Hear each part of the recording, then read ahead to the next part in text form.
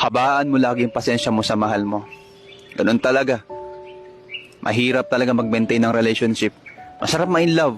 Masarap yung maging masaya lang lagi. Pero kapag dumarating tayo sa time na nag-aaway na, dumarating kayo sa time na nagkakalabuan kayo, hanggang saan yung kaya mo? Huwag kang mapagod. Huwag kang magsawa. Habaan mo yung pasensya mo. Dahil meron tayong kanya-kanyang ugali. Bawat tao may kanya-kanyang ugali. Kailangan mo lang pag-aralan, talamin kung ano bang ugali niya sa'yo.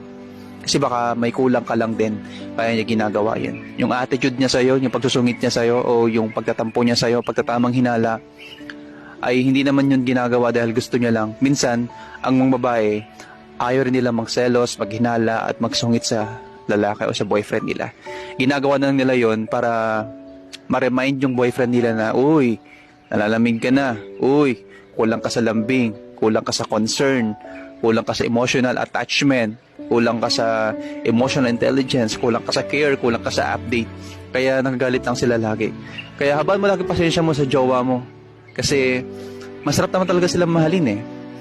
Kaya nga lang, kapag hindi mo alam kung paano sila i-handle, akala mo toxic sila, akala mo mahirap silang i-handle, o akala mo ay masama silang babae o masama silang tao. Pero sa totoo lang, hindi. Kailangan lang nila ng tao makakinig sa kanila. Ikaw yun.